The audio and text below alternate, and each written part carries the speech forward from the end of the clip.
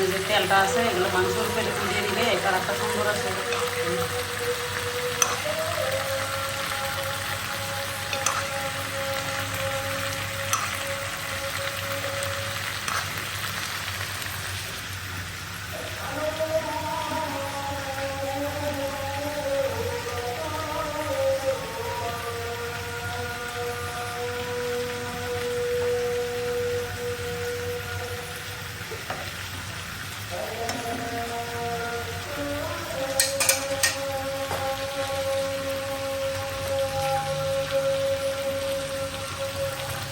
বার্বিগুলো মুড়িগুলো একদম সুন্দর মতো হয়ে গেছে।